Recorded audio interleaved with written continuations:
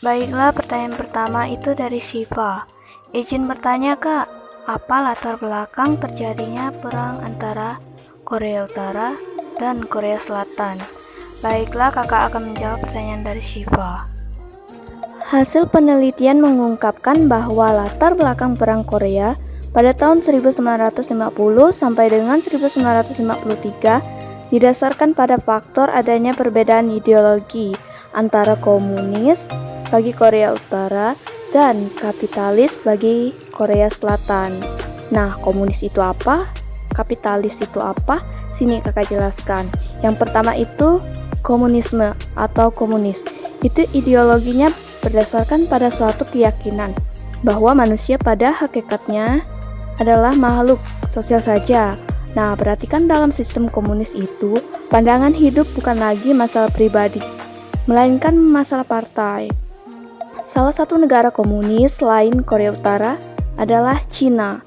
Kemudian yang kedua, kapitalisme atau kapitalis. Ideologi yang meyakini bahwa modal milik perorangan ataupun sekelompok orang dalam masyarakat bisa mewujudkan kesejahteraan manusia. Salah satu negara yang memiliki ideologi kapitalisme selain Korea Selatan adalah Amerika. Sudah jelas ya, mereka perang itu karena apa? Mereka pisah itu karena apa? Ya, itu adalah karena ideologi atau pemikiran mereka tadi. Pemikiran atau ideologi mereka berbeda. Kita ambil contoh, misalnya si Shiva nikah sama Kim Taeyong. Tahu kan? Tapi kakak lebih suka manggil yang Pi deh. Tapi kalian tuh sering bertengkar karena pendapat kalian berbeda. Si Shiva pengen punya anak 1, sedangkan Simpi pengen punya anak 4. Nah, disinilah terjadinya perang ideologi. Karena si Shiva dan Simpi ini keras kepala dan tetap memilih pendirian masing-masing. Dan pada akhirnya kalian bisa cerai. Begitulah Korut dan Korsel. Berbeda ideologi atau pendapat itu hal yang wajar. Kita tidak bisa memaksa orang lain untuk setuju dengan pendapat kita, karena setiap orang pasti memiliki pola pikir yang berbeda-beda. Terima kasih. Nah, pertanyaan kedua itu dari Teguh. Izin bertanya, membungkuk setelah memberi salam itu tradisi apa sekedar memberi hormat satu sama lain, guru? Nah, seperti ini ya. Cara memberi salam orang Korea maupun orang Jepang itu sama, adalah dengan cara membungkuk. Hal itu mereka sebut tradisi. Jepang memang dikenal sebagai negara yang santun, karena itulah mereka saling menyapa dan menghormati dengan cara membungkuk. Sama seperti Jepang, Korea juga memiliki tradisi membungkukkan badan. Bagi kedua negara tersebut, hal itu merupakan ungkapan rasa hormat, permohonan maaf, dan masih banyak lagi. Terima kasih.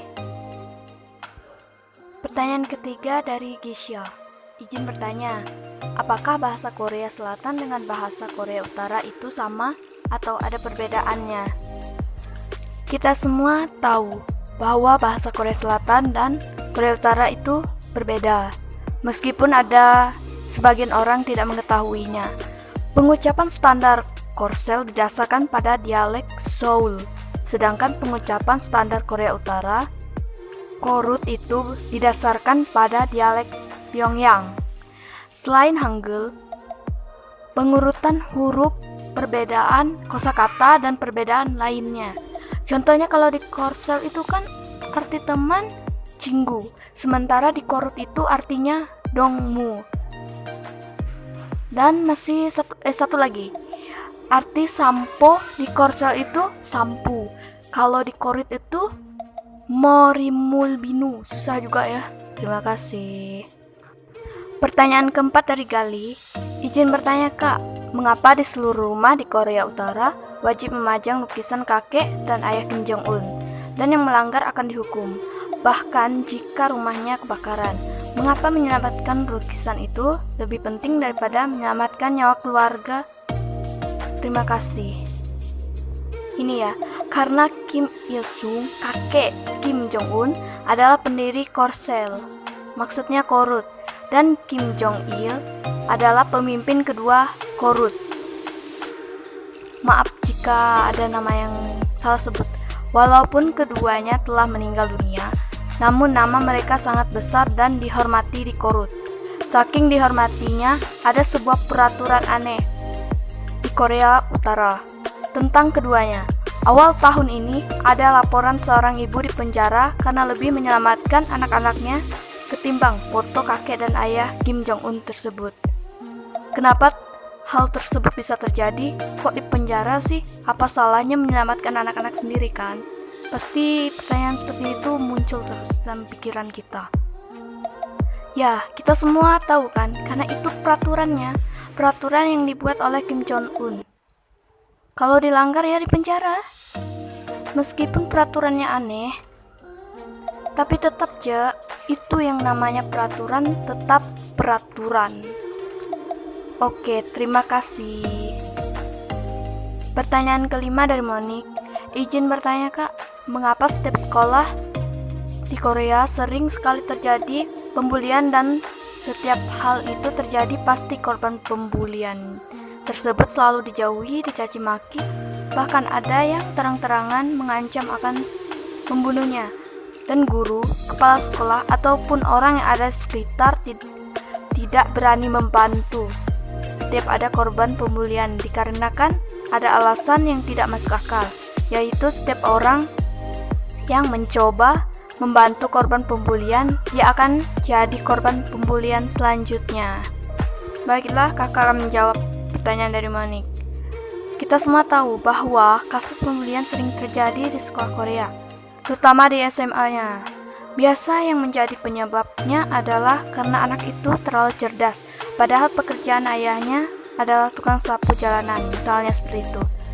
Meskipun cerdas dan memiliki IQ tinggi, tapi yang menjadi masalahnya adalah pekerjaan orang tuanya. Mengapa bisa seperti itu? Dunia memang kejam guys. Hidup di Korsel itu sangat sulit. Jika kamu anak orang kaya dan bodoh sekalipun, kamu pasti akan dihargai dan memiliki banyak teman. Beda ceritanya jika kamu miskin. Meskipun otakmu cerdas, kamu pasti akan dikucilkan, bahkan dijadikan bahan bulian. Selanjutnya, standar kecantikan Korea bagi yang perempuan. Siapa sangka masalah yang kedua berasal dari standar kecantikan. Biasanya siswi tidak cantik akan dijadikan bahan bulian, kecuali dia yang kaya. Lebih tepatnya bisa dimanfaatkan oleh para pembuli. Bisa diporotin lah gitu. Dan lebih menyejutkannya lagi, siswa kaya tersebut mau aja diporotin. Yang dipikirkan yang penting dia dapat teman, yang penting dia selamat, tidak diganggu lah. Kan sad ending. Kemudian selanjutnya, dia miskin, tapi tipe pembuli. Ini yang paling membagongkan, karena biasanya hal ini terjadi karena hubungan keluarga yang kurang harmonis. Ayahnya yang sering mabuk-mabukan, ibunya ya bisa dibilang PSK, contohnya aja, masalah ekonominya, dan lain sebagainya. Itu yang menyebabkan si anak ini suka membuli bersama gengnya. Yang terakhir, dia kaya, tapi keluarganya berantakan. Ayah dan ibunya cerai, iri dengan mereka yang memiliki keluarga utuh. Kemudian dia bersama gengnya mencari target untuk dibully. Sebenarnya masih banyak kasus lagi ya. Masih banyak alasan lagi mengapa mereka harus membuli siswa maupun siswi lainnya. Tapi kakak kasih hanya beberapa alasan saja. Dan ini juga, mengapa guru, kepala sekolah tidak peduli, tidak ingin membantu?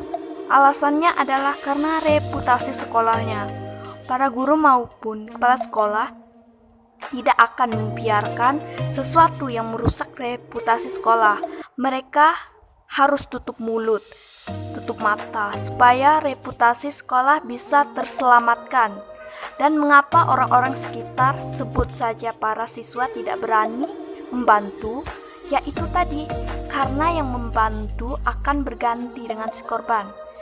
Si korban akan dilupakan dan si penolong atau pembantu ini tadi yang akan menjadi bahan bulian selanjutnya, bahan bulian yang baru. Karena itulah, para siswa menolak membantu dengan alasan yang tidak tepat. Bukan tidak tepat sih, tepat dan masuk akal. Tapi memang pada dasarnya alasan tersebut yang bisa menyelamatkan kita, yang bisa menyelamatkan mereka dari para pembuli. Terima kasih. Pertanyaan ke-6 dari Oki. Kira-kira berapa sih biaya ke Korea, Kak? Jujur masih bingung, seminggu ke sana itu biaya keseluruhannya berapa? Oke, kakak akan menjawab pertanyaan dari Oki. Sebelumnya kakak minta maaf, kakak belum pernah juga ke Korea. Mudah-mudahan suatu hari nanti, amin. Kalau versi ada kan orang Korea yang tinggal di orang Indonesia yang tinggal di Korea. Katanya sih sekitar 20 jutaan versi dia dalam waktu seminggu. Tapi jangan harap bisa tinggal di hotel. 20 juta itu dapatnya hanya kamar kecil doang. Terima kasih.